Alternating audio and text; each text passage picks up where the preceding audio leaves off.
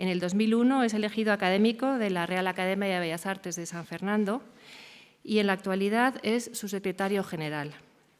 Ha obtenido importantes premios, entre otros destacamos la Medalla de Oro de Urbanismo de la Comunidad de Madrid. Sus importantes contribuciones al estudio del urbanismo hacen de sus libros una referencia indiscutible en este campo y lo erigen como una de las máximas autoridades para tratar el tema que hoy tenemos con nosotros, la ciudad en el periodo del romanticismo. Gracias. Muchas gracias por esta presentación y por haberme invitado a participar en este interesantísimo ciclo. Me gustaría empezar señalando que es poco frecuente encontrar uno de estos ciclos dedicados colectivamente a investigar sobre un periodo histórico. Es difícil encontrar una cantidad de enfoques tan variados que permiten contextualizarlo, el tema, de una manera muy amplia, atendiendo a muchos aspectos. Y eso es precisamente lo que ocurre con lo que justifica la inclusión en el ciclo del tema de hoy.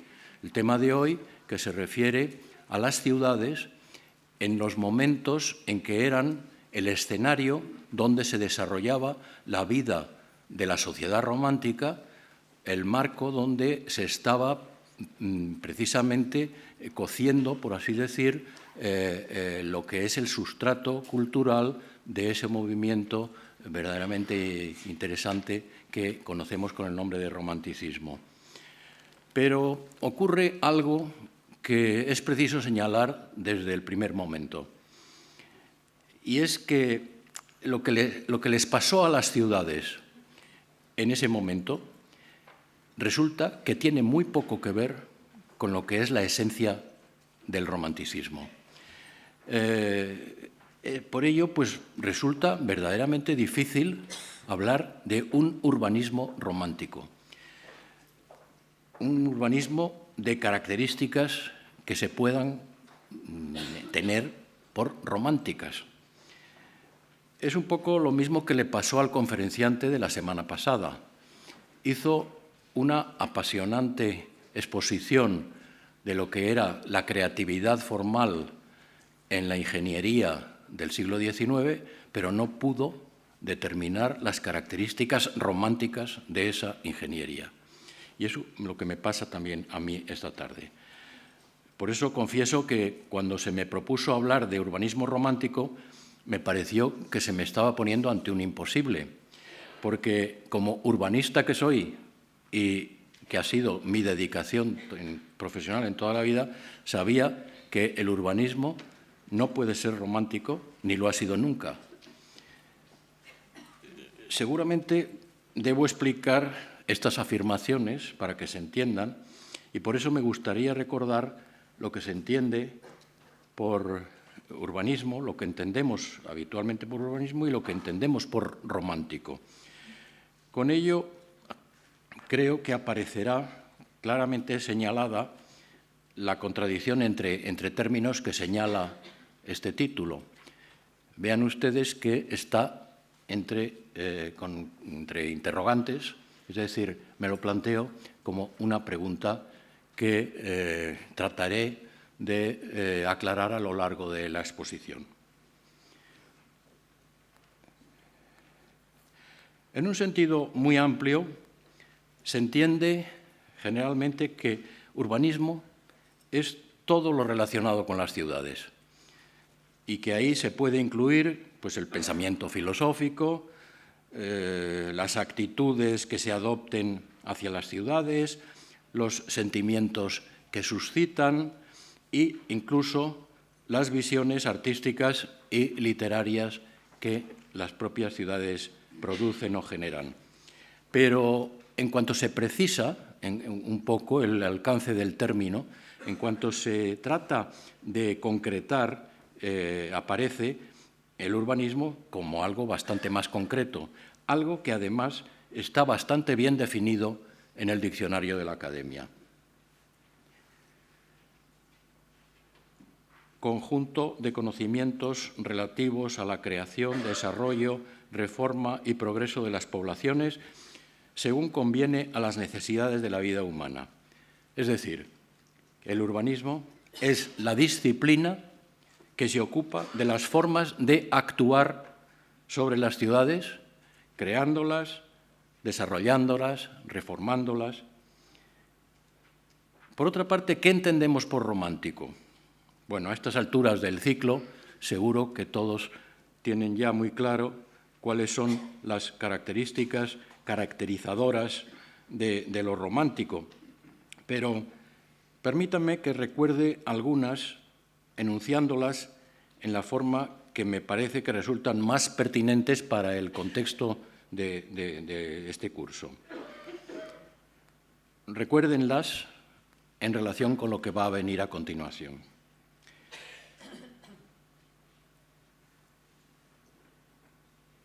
Teniendo en cuenta esta acotación del significado de los términos, es evidente que podemos encontrar en el periodo histórico que nos ocupa un cierto pensamiento filosófico, romántico, sobre la ciudad y también actitudes románticas frente a ella y también visiones literarias y artísticas románticas de la ciudad. Y se puede estudiar cómo fueron percibidas y entendidas románticamente las ciudades en ese periodo. Pero, en cambio, es imposible encontrar un conjunto de conocimientos relativos a la creación, al desarrollo, a la reforma y al progreso de las ciudades según las necesidades de la vida humana que respondan mínimamente a las características de lo romántico. No se puede encontrar un urbanismo romántico, pero como sí que hubo realmente, históricamente, y además fue muy importante, ese conjunto de conocimientos en esa época, y sí que hubo, y fue muy importante, un urbanismo en ese momento, no hay más remedio que concluir que el urbanismo que se desarrolló durante el romanticismo no era romántico. Me doy cuenta de que estas afirmaciones tan tajantes, el urbanismo no puede ser romántico, el urbanismo del romanticismo no era romántico, necesitan aclaración y justificaciones. Y eso es lo que haré a continuación, entrando a considerar lo que ocurrió históricamente. Soy consciente de que el planteamiento puede ser un tanto polémico y puede provocar una interesante controversia sobre lo que es o no es romántico y sobre lo que era claramente antirromántico en la ciudad de aquel momento. Y creo que, aunque solo fuese por ello, por la provocación que supone esta confrontación, ya habría valido la pena incluir el tema urbanístico en este ciclo, como probablemente ha hecho con toda intención el coordinador, el profesor Calvo Serrayer. Habrá que empezar señalando el carácter enormemente complejo y heterogéneo del panorama ideológico y cultural de aquel momento, en el que no olvidemos que con el romanticismo estaba conviviendo el naturalismo, el positivismo y el desarrollo de la ciencia y de la técnica. Ello se traducía en una heterogeneidad contradictoria de sentimientos, de creencias, de sensibilidades, de reacciones y de actitudes ante la ciudad. Y por ello se producen sorprendentes contradicciones biográficas en algunos de los personajes que caracterizan y son protagonistas del periodo, como veremos. Por una parte, algunas de esas sensibilidades, actitudes y reacciones producidas dentro del mundo del pensamiento, en la literatura y en las artes, pueden ser claramente relacionadas con las notas que caracterizan a lo romántico, y ahí encaja una de las principales ideas filosóficas mantenidas entonces, de que la ciudad es una realidad natural que debe desarrollarse espontáneamente, orgánicamente, siguiendo su propio curso, sin humanas intervenciones artificiales impuestas a lo natural, lo cual se correspondía inmediatamente con la exaltación de la ciudad medieval. La ciudad medieval se convierte en el icono de referencia estética y en el modelo de referencia urbanística, con su crecimiento espontáneo y regular, de calles curvas, de calles sinuosas, diferentes unas de otras, adaptadas siempre a las singularidades propias de cada lugar, generadoras de sorpresas, de contrastes y de pintoresquismos.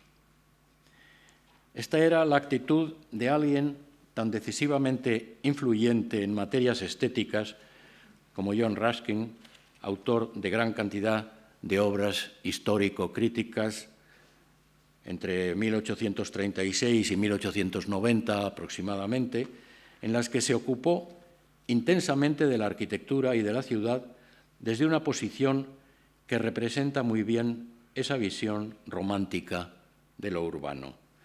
Es conocida su apasionada valoración de las excelencias de la organización social basada en el artesanado medieval, sobre una idealización utópica, la utopía social ruskiana se ha llegado a decir, en la que se producía espontáneamente la belleza como algo opuesto a cualquier orden artificial impuesto que no podía ser bello.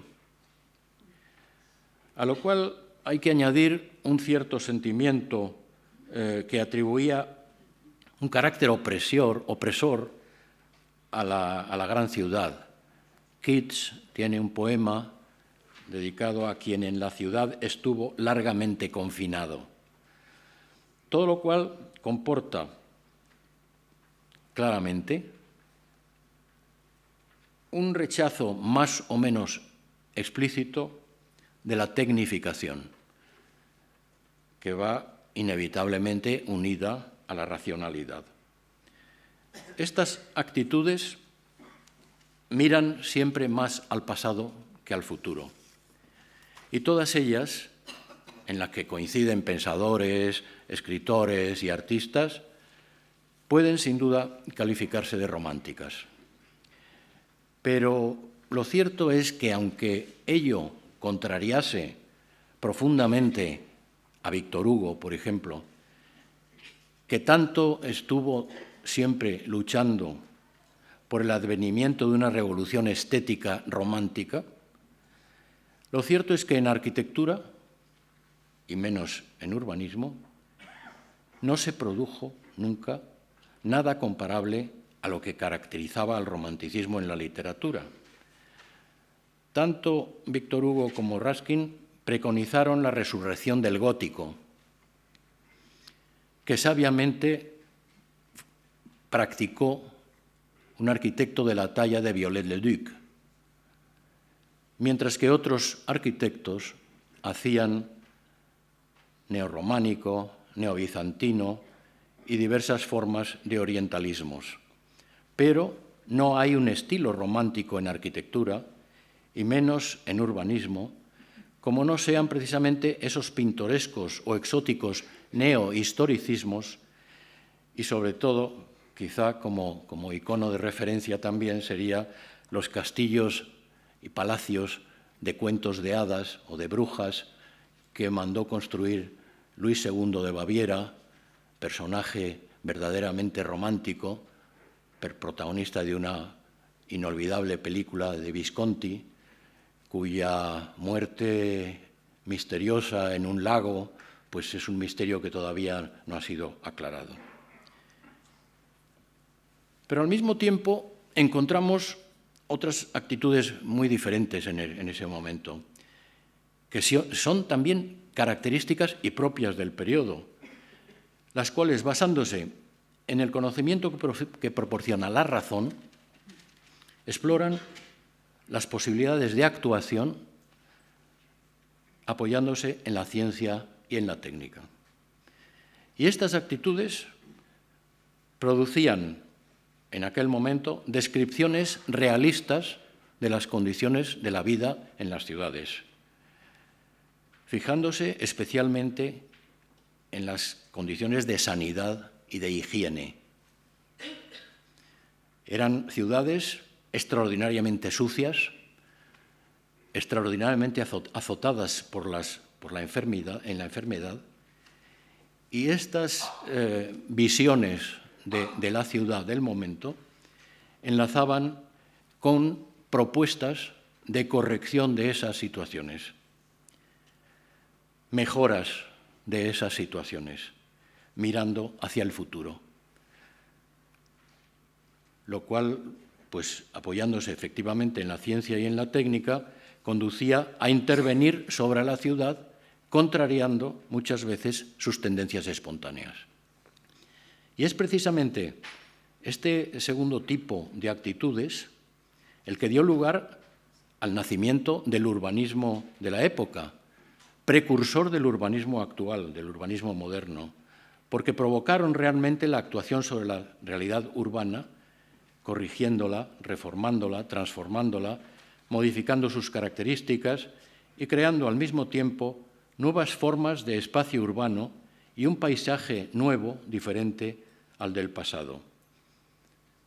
Porque es precisamente entonces, en ese siglo romántico, cuando se empiezan a pavimentar las enfangadas calles, cuando se hacen las canalizaciones entubadas que reparten por la ciudad hasta llegar a los pisos el agua y el gas, cuando se generaliza el alcantarillado, sustituyendo el sistema vigente hasta entonces de los pozos negros en los portales,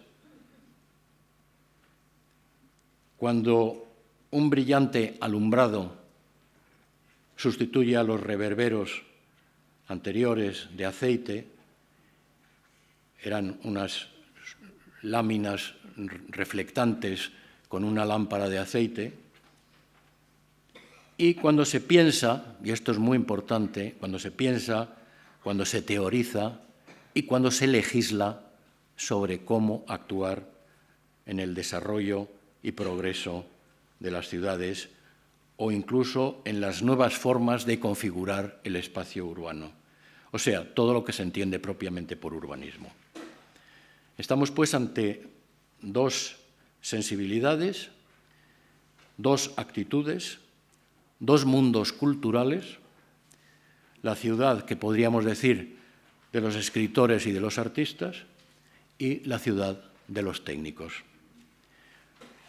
Es una dualidad claramente coexistente que ya fue percibida en su momento, como muy bien muestra esta curiosa ilustración de un libro publicado en 1892 en París.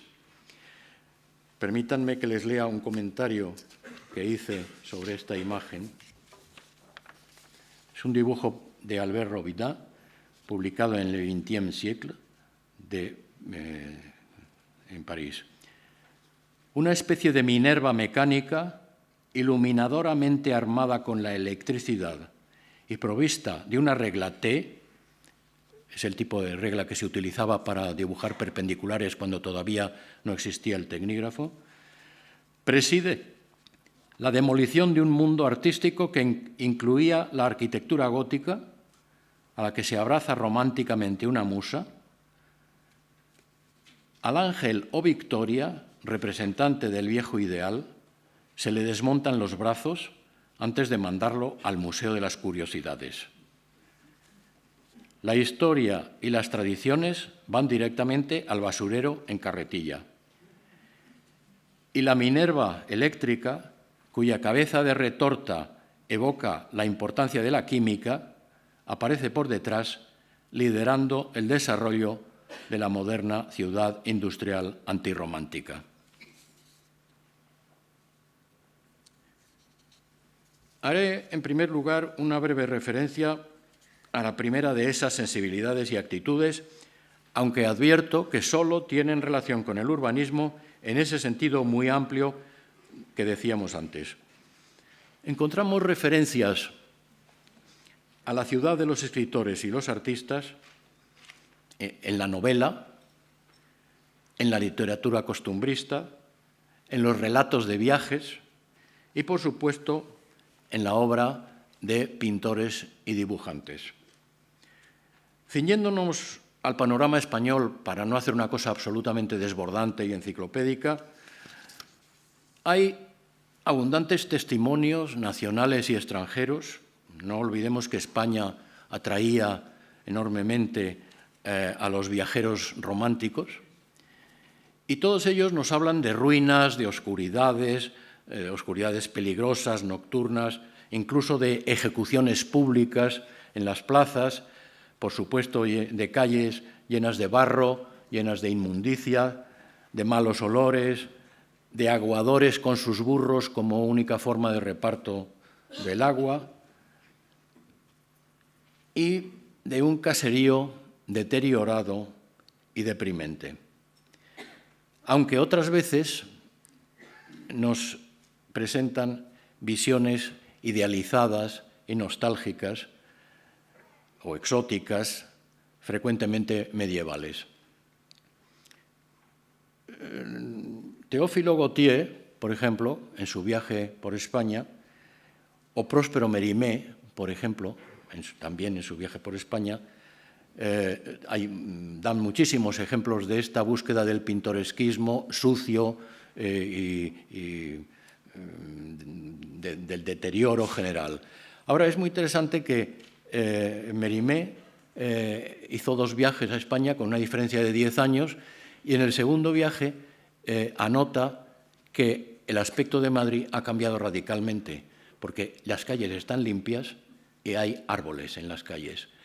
¿Cómo es posible eso? Y él mismo lo explica. Dice, porque Madrid ha hecho una traída de agua y efectivamente para esa segunda fecha de su viaje ya existía el canal de Isabel II. Y en cuanto a las representaciones, a la iconografía, pues tanto en el reinado de Isabel II como después en la Revolución Gloriosa y la Restauración, pues hay una abundancia grande de representaciones. Vamos a ver alguna rápidamente. Gálvez y Brambila en 1828 hicieron una colección de 30 y tantos grabados de ciudades españolas.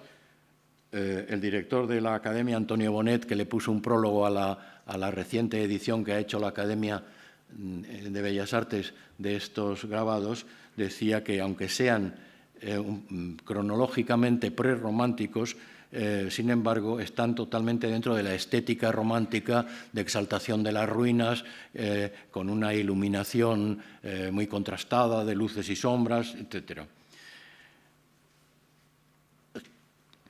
Thomas Roscoe, en la guía turística de 1837, tan temprano, nos ofrece visiones como esta de Burgos, también con una exaltación de luces y sombras, con un apiñamiento que no es realista de los edificios. Pérez Villamil, en su España artística y monumental de 1842, fíjense que es interesante ver, este es un grabado muy curioso porque está haciendo una amalgama de todos los estilos de la arquitectura tradicional española, pero que además nos muestra muy bien cómo eran la pavimentación de las plazas, es decir, inexistente. Guédon, un francés que en 1859 realiza una maravillosa colección de ciudades españolas. Esto es también Pérez Villamil. Guédon realiza una maravillosa serie de litografías en color sobre las ciudades españolas, que tiene la particularidad de ser la primera vez que se ofrecen visiones aéreas. Son muy románticas también, vean ustedes los contrastes de luces y sombras, y parece ser que puede hacer estas visiones aéreas porque se subía en un globo aerostático.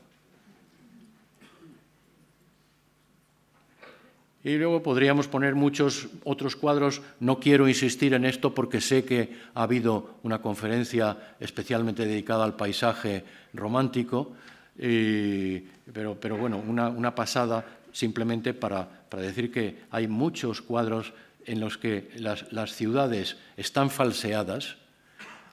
Yo creo que aquí hay un fondo que es Barcelona, con Montjuïc, pero luego hay una exaltación del gótico, en primer término. Esto claramente es un cuadro de Cortés sin fecha conocida, que se titula Paisaje de fantasía. Y luego les quería poner estas visiones de Sevilla, 1848, Pérez Villamil, Sevilla en tiempo de los árabes. Este es un cuadro que tuvo tanto éxito en su época que lo adquirió Isabel II para sí. Roberts, un inglés, en 1833 ya había utilizado el mismo punto de vista. Este cuadro precioso está en el Museo del Prado, está aquí.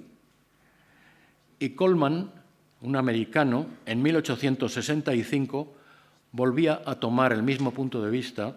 Y fíjense ustedes que los tres cuadros tienen este ambiente dorado, melancólico, y, por supuesto, tan poco realista como se ve al compararlo con la realidad que en ese momento está reflejando las primeras fotografías de Clifford, Charles Clifford, que era el fotógrafo de Isabel II y que entre 1850 y 1863 realizó también una serie de vistas de las ciudades españolas.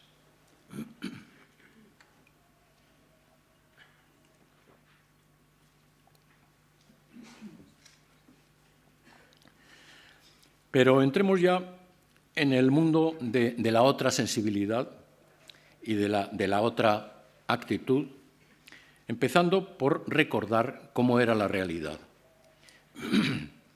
España tenía entonces uno de los índices de crecimiento demográfico más bajos de Europa y una esperanza media de vida de 34 años frente a la media europea, que era de 47.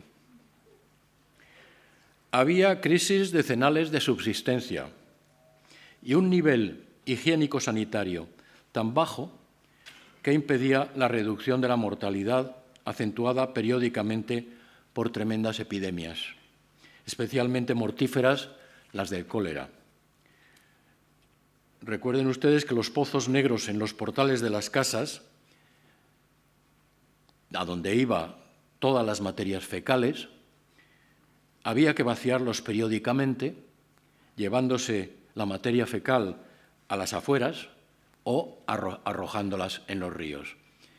Esas penetraciones en la tierra, en el subsuelo, almacenando allí la materia fecal, acababan por filtrarse y constituir un caldo de cultivo de toda clase de gérmenes bacterianos que contaminaban las aguas, de modo que era imposible evitar que los pozos se contaminaran con todo esto. Tengo que decir que esto no era un problema únicamente español, era un problema general. Fíjense ustedes que es un hecho histórico que en 1858, durante meses, Londres sufrió lo que en los libros de historia se llama el Gran Hedor, es decir, una pestilencia que duró varios meses porque el Támesis había sufrido un colapso en su capacidad depuradora ante una ciudad que estaba llegando al 1.000.000 de habitantes. Este es un dibujo muy romántico, por otra parte, publicado en Barcelona en esos años, que es interesante por ver cómo se veía este panorama de la muerte sobrevolando los carros que se están llevando los cadáveres hacia el exterior de las ciudades. Luego hablaremos también del tema de los cementerios. Esta es una página de un libro de finales de siglo del doctor Hauser sobre cómo la materia fecal, una vez sacada de los pozos, era trasladada en cubas y carromatos a las afueras. Estos son los primeros tubos conductores de alcantarillado. Están sacados de la teoría general de la urbanización del Ildefonso Cerdá, del que ahora vamos a hablar, y el sistema más modernizado de extracción de los fangos por presión, el sistema hidroneumático, que sustituía a que los poceros bajaran a subirlo en espuertas. Eugenio Lucas, en 1858, da testimonio del primer surtidor de agua de la traída del canal de Isabel II, que se instaló en la calle de Montserrat. Están ustedes viendo la fachada de la iglesia de Montserrat. Y aquí tenemos algunas de las secciones de calles propuestas por Ildefonso Cerdá en su teoría general de la urbanización, calles que, en primer lugar, en vez de ser cóncavas, con una especie de canalillo en el centro para recoger el agua y las inmundicias, son convexas para llevar el agua precisamente a los invernales y a las alcantarillas.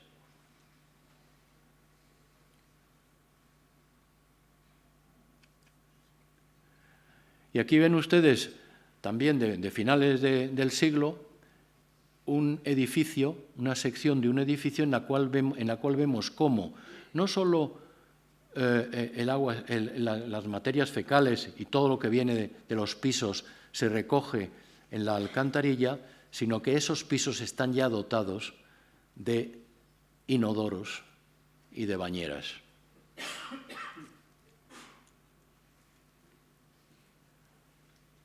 Y es porque el agua ya llega a las casas, llega a los pisos, lo mismo que el gas. Es una transformación tan enorme la que sufre en ese momento la vida en las ciudades. Ven ustedes aquí el calentador de gas como una enorme novedad que merece ser pintada por Ramón Casas en 1895. Y, por supuesto, la gran adquisición es el inodoro.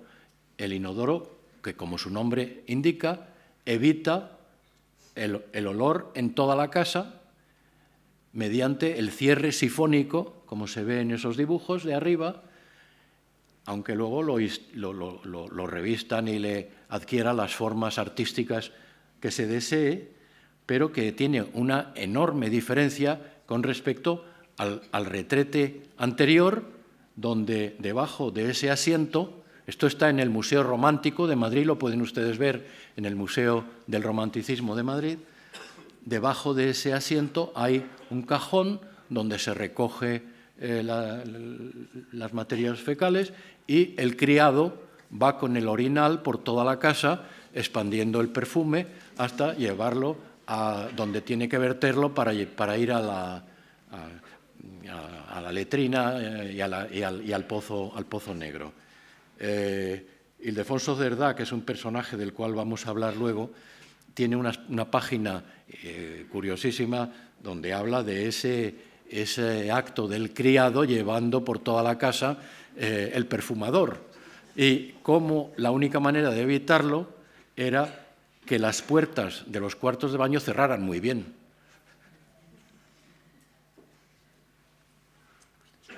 Este dibujo nos habla de la diferencia de ayer a hoy, según el dibujo, donde han aparecido para sustituir a las oscuridades nocturnas los faroles. Los faroles de gas. Y es que también es algo verdaderamente impresionante cómo cambia el aspecto de la ciudad simplemente porque se puede llevar por una canalización subterránea que se ve ahí al pie de la farola de abajo, una tubería que conduce el gas para alimentar el candelabro que se pone arriba y que se puede convertir en un objeto de adorno monumental como las farolas de París en aquel mismo momento, convertida ya en la Ville Lumière.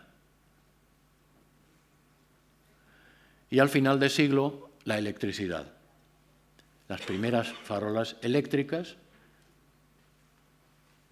que cambian todavía más el aspecto de la ciudad, como se ve en este cuadro de Regoyos, de Darío de Regoyos, la Puerta del Sol, donde vemos al fondo las farolas, pero también la ciudad surcada totalmente por cables aéreos que transportan la energía eléctrica. Y en ese momento empiezan los primeros intentos de locomoción no animal, es decir, los coches de caballos empiezan a ser sustituidos por artilugios mecánicos, algunos de los cuales, como el de abajo, es tan curioso que es a pedales.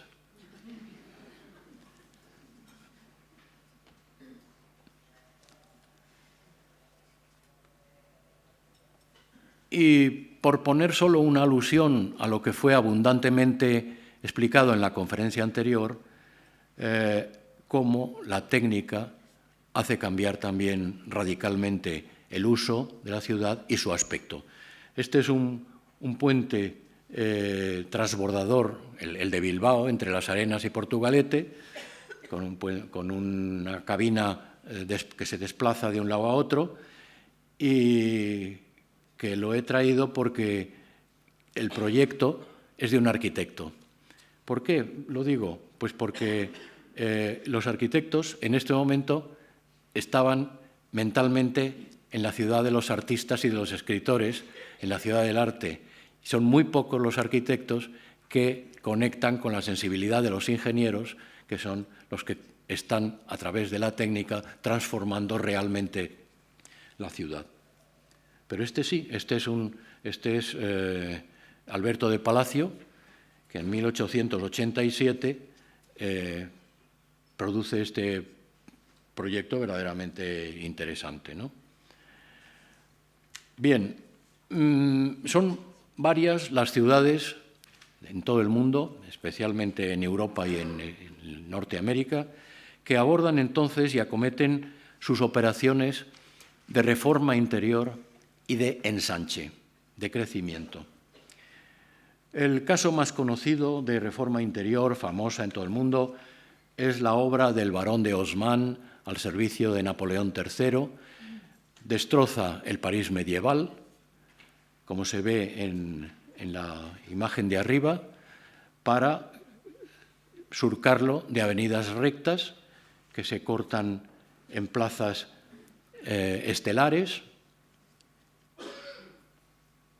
La obra de Haussmann se desarrolla entre el 52 y el 70, 1852-1870, y da lugar a la aparición de estos impresionantes paseos o a los bulevares, el Boulevard Malherbe, 1861,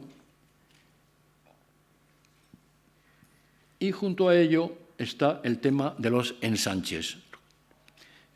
Los ensanches que abordan las ciudades europeas. Este es el caso de Berlín, donde al lado de la ciudad medieval estamos viendo esa superficie cuadricular racionalizada, que es, en este caso, es todavía del siglo XVIII, porque el ensanche es un heredero directo de la mentalidad de la Ilustración. Y en España se producen los primeros ensanches. En este caso tenemos el pequeño ensanche de Valencia, y es un plano interesante porque, si ven ustedes lo que pone abajo, dice distribución por calles y barrios de la mortalidad colérica. Es decir, están obsesionados con el cólera. El caso espectacular y genial del ensanche de Barcelona, un verdadero hito en la historia del urbanismo universal, que se debe a Ildefonso Cerdá, que da lugar a la Barcelona actual, que lo ha seguido bastante fielmente, y la forma racional en que Cerdá analiza todos los elementos de la ciudad. En este caso les pongo nada más que el tema de lo que él llama las encrucijadas, es decir, lo que hoy llamaríamos los cruces entre calles.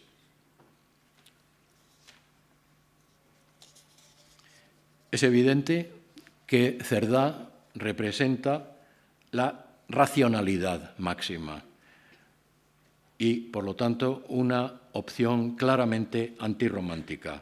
La ciudad, para Cerdá, la que él defiende en su teoría general de la urbanización y expone con toda claridad sus ventajas, etcétera, etcétera, es una ciudad rectilínea, es una ciudad cuadricular, es una ciudad repetitiva, modular, hay un módulo que es la manzana cuadrada que se repite sistemáticamente, es una ciudad con agua corriente en cada piso, con brillante iluminación nocturna, con farolas en las calles alternando con el arbolado en todas las calles y, por supuesto, con descarga de los inodoros a la alcantarilla.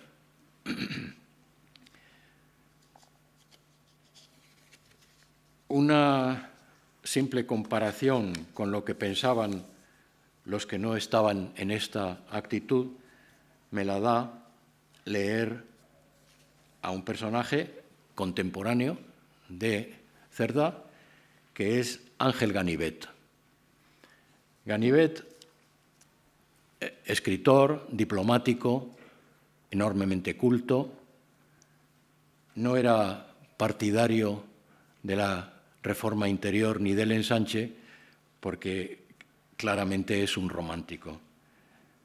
Para él había una reforma natural, lenta, invisible, no había que tocar la ciudad, y poco antes de poner fin a su vida románticamente, echándose a las aguas heladas del Duina en Finlandia, donde era cónsul, pues hace algunos comentarios urbanísticos que es muy interesante poner en contraposición con las teorías defendidas no solo por Cerdá, sino por los urbanistas de la época. Claramente está en contra del ensanche, dice que responden a una utilidad prosaica y a la ramplonería arquitectónica de mal gusto, cundió en ellos el amor a la línea recta y por eso concluye que la sacrificada fue la estética.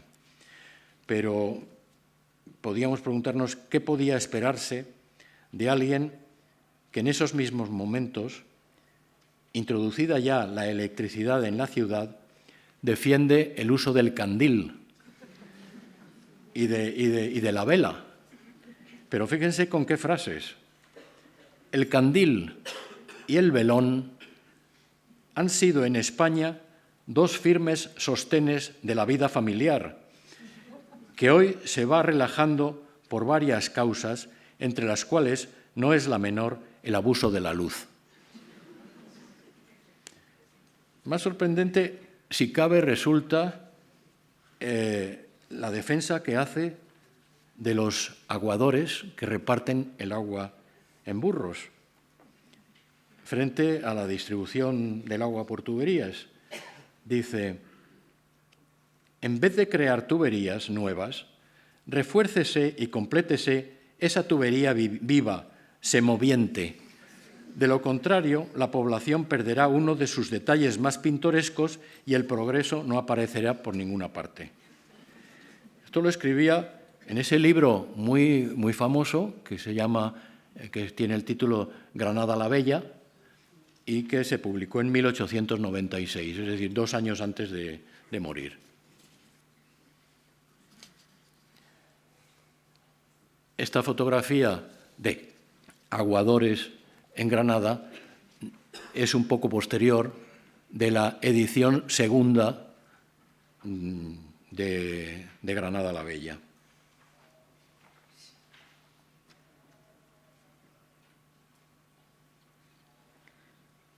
Finalmente, quisiera terminar con unas alusiones a algunos personajes de la época que son muy interesantes porque muestran eso a lo que me refería inicialmente, que era la coexistencia en una misma persona de esta antítesis entre las dos formas de ver la ciudad, la visión romántica y la visión tecnológica. Y es que hay sorprendentes muestras personificadas de esa compatibilización biográfica, en algún caso no plenamente lograda, sino antagónica entre una manera de ver y de actuar y una biografía. Don José de Echegaray, caso curioso verdaderamente de personalidad bifronte. Era, como saben ustedes, un autor dramático, prolífico, de gran éxito nacional e internacional. Como saben ustedes, fue el primer español que alcanzó el premio Nobel, en este caso de literatura, y su obra se mueve dentro del repertorio típico del romanticismo, entre lo virulento y lo melancólico, de tal manera que hoy nos resulta difícilmente soportable. Pero es que ya en su época había una minoría que captaba esta insoportabilidad.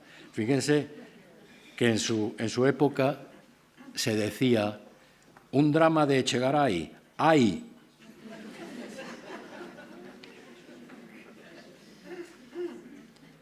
Bueno, don José de Echegaray, además de escritor prolífico y celebrado con todos los honores, era ingeniero de caminos. Y, además de ingeniero de caminos, era un matemático portentoso. Era un matemático que no solo estaba valorado al máximo en España por Puigdemont, por Rey Pastor, por Cajal,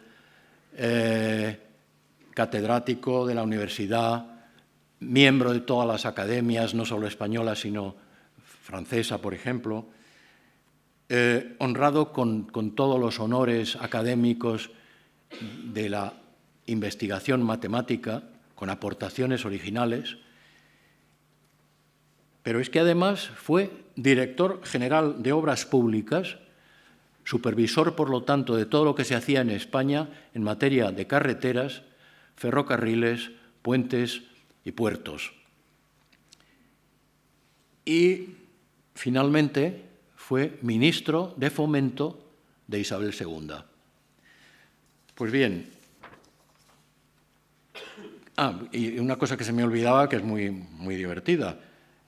Tal era su fe progresista en el ferrocarril, como les pasaba a todos los hombres de su época, incluido Cerdá, del que voy a hablar ahora, que en 1870, siendo ministro, ordena abandonar más de 2.000 kilómetros de carreteras porque eran paralelas a los ferrocarriles, pensando que iban a caer totalmente en desuso.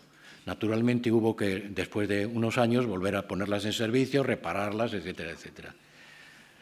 Bueno, ¿cómo se explica esta contradicción entre el literato y el ingeniero? Yo no encuentro más explicación que es que el romanticismo de este ingeniero, matemático y político, es simplemente una opción estética.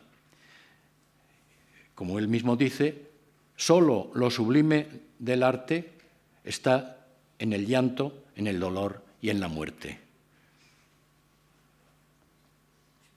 El otro caso del que quería hablar era el de don Ildefonso Cerdá. Cerdá es claramente un personaje antirromántico en la medida en que es un hombre, como decían sus contemporáneos, algebraico. Es un hombre defensor de la racionalidad al máximo,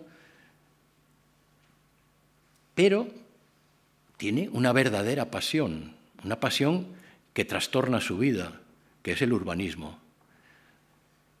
Heredero de una fortuna familiar por una carambola del destino, puesto que muere el hereu verdadero de la fortuna, que era su hermano mayor, se encuentra dueño de una fortuna que a lo largo de su vida dilapida en costosísimos trabajos, el Plan General de Barcelona y otros trabajos, uno que hizo para Madrid, etcétera, pagados de su bolsillo, con costosísimos equipos de topógrafos que levantan todos los planos, etcétera, etcétera, y siente esa pasión arrolladora por descubrir la ciudad ideal, la ciudad perfecta, etcétera, etcétera.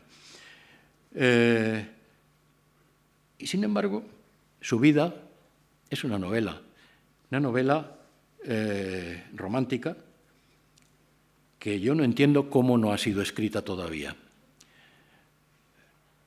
Tengo tentaciones de hacerlo y por lo menos ya tengo el título, Clotilde y Esmeralda. Ahora les explicaré por qué.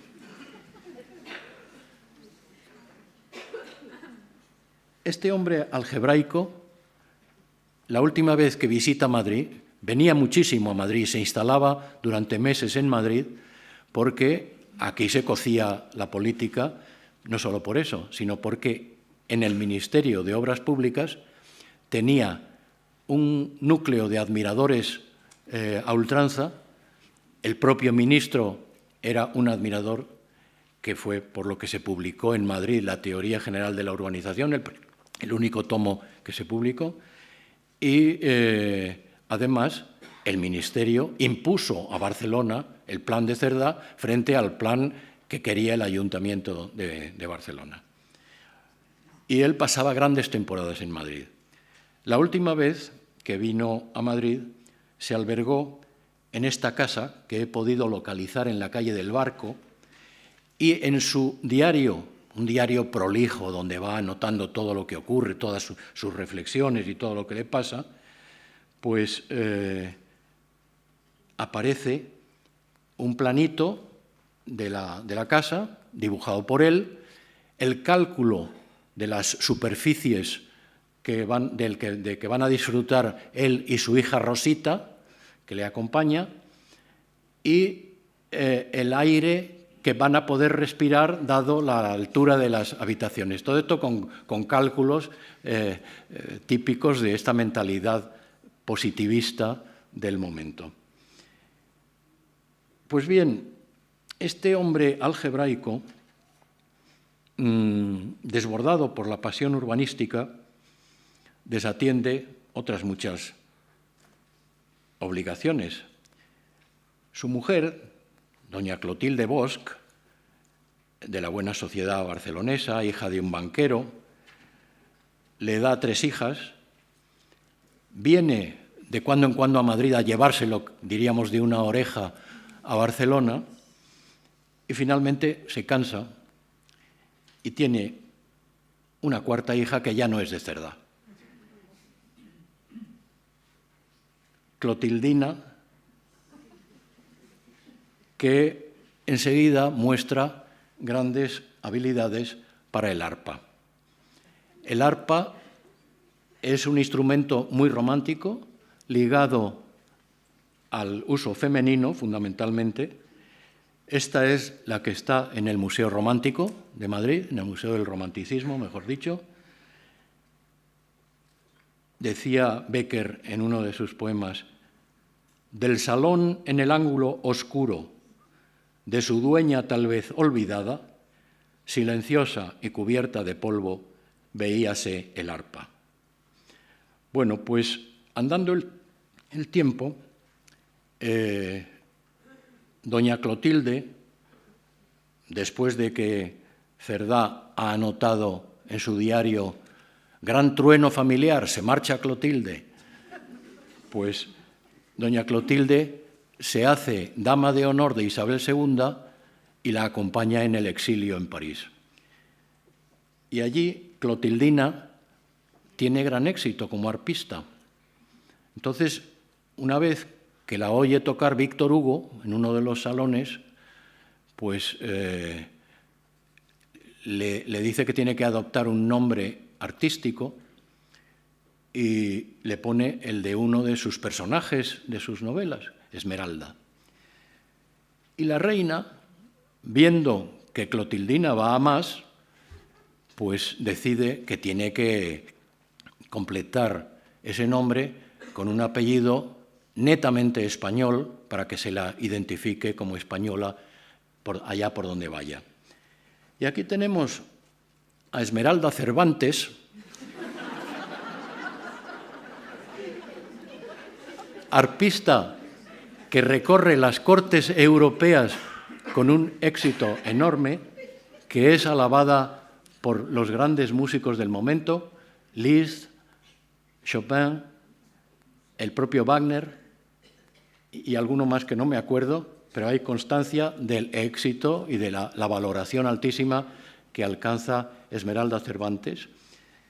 Y otro éxito que se repite en el nuevo continente, hasta el punto de que el puente que separa Uruguay y Brasil, que se inaugura en aquellos momentos, lleva su nombre y lo sigue llevando. Permítanme que les lea un comentario que he hecho para esta ilustración. Retrato de Esmeralda Cervantes tocando el arpa, según grabado de Carretero, publicado en el número 44 de 1876 en la Ilustración española y americana. Agasajada primero en las principales capitales europeas, elogiada por Víctor Hugo, Strauss, Wagner y Liszt, y triunfalmente acogida luego en las naciones suramericanas, llegó a ser una concertista tan universalmente apreciada que el gran puente que une Brasil, bueno, esto ya se lo he contado. Pero pocos sabían que su verdadero nombre era Clotilde Cerdá y Bosch, que era hija extramatrimonial de doña Clotilde Bosch, esposa de don Ildefonso Cerdá, y que había sido generosamente reconocida por éste. Y menos aún sabían que había fundado en Barcelona una academia exclusivamente dedicada a la formación intelectual de la mujer. Ni tampoco sabían que era la primera mujer que había escalado el Teide, y tampoco sabían que era masona.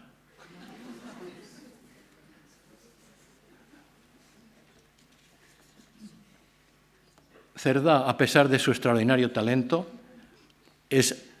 durante el resto de su vida es atacado en Barcelona, vilipendiado, caricaturizado y muere en Caldas de Besaya, es decir, en la provincia de Santander, en un balneario.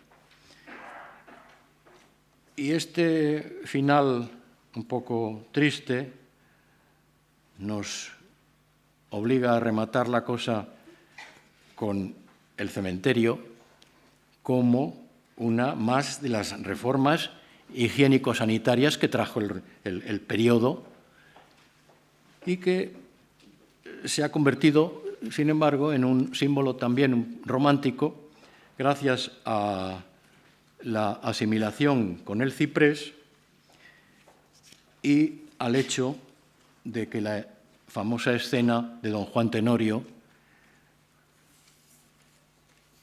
se represente en un cementerio.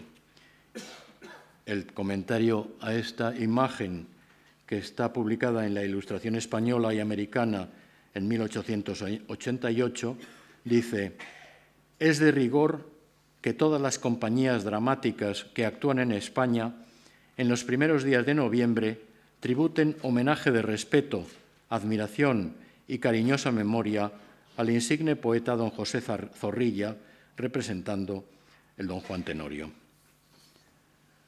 Bueno, pues hemos llegado al final y ven ustedes que les pongo la misma portada que al principio de la conferencia, pero si son ustedes observadores, habrán visto que aquí ya no hay interrogantes.